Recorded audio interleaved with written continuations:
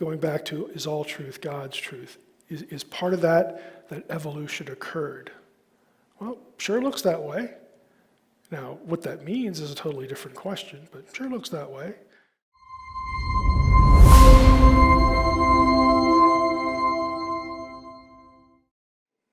Is all truth God's truth? Is all truth God's truth? See, I'm sitting here wondering, okay, what's behind that question?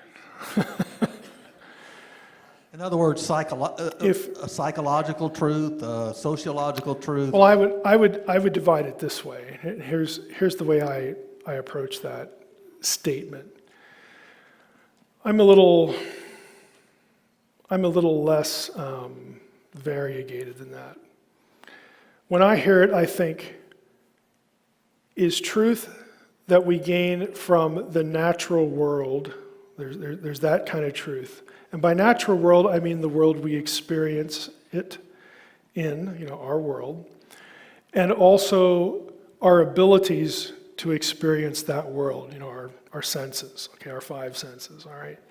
So I would say yes, if something is true in the natural world, if it's really true, in other words, I'm not misinterpreting, how I experience something in this world, taking that off the table. If I'm experiencing it correctly with my senses, and that this is truly a part of the natural world as it's created to be or as it is now, okay, I can go with that. In the spiritual world, that's the other category, the things that do not conform to my experience or my senses or the tools of science.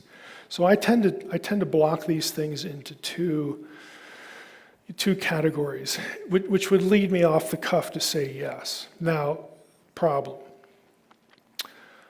What about the fallen world? Because all I'm experiencing is the fallen world. Well, that doesn't really force me to say no, because it kind of changes the question. And the question is, am I supposed to be able to discern how God wanted the world originally or as it is now? What does God expect of me? Because that becomes a factor in whether I assign truth to it or not. And you can go through that exercise and, okay, well, maybe I got to peel this off, and maybe my yes now is a qualified yes. Okay, I get that. When I usually get into these things, it's like you reach a point, at least I do, where if part of the question is asking me to sort of assess the accuracy of my answer from God's perspective, like am I violating anything that God would say? I would say this: God knows what he's dealing with, me. In other words, he knows my imperfections. He knows I'm not omniscient. So if God has realistic expectations, his response to my answer will probably be a little bit different than if you think he has unrealistic expectations, like he expects me to be him. Okay, I don't think he does. So to the best of my ability, being honest before God, I'm going to process this world the best way I can. If it's really true, like later in this course, we're gonna hit the Adam and Eve problem. Let's just use that for an example. If you're listening to the podcast, I did a 2-part interview with Josh Swamidas, okay, who lives in Missouri. And Josh is a geneticist, and we had a discussion, in 2 parts. You can go listen to it. My hope is that Josh will be here, maybe not physically present, but on Zoom or something in a Q&A for you guys. I'm trusting him that he's committed as a believer to telling the truth and that his science is good. That's pretty much the best I can do, because I'm not omniscient. So going back to, is all truth God's truth? Is part of that evolution occurred? Well, sure looks that way.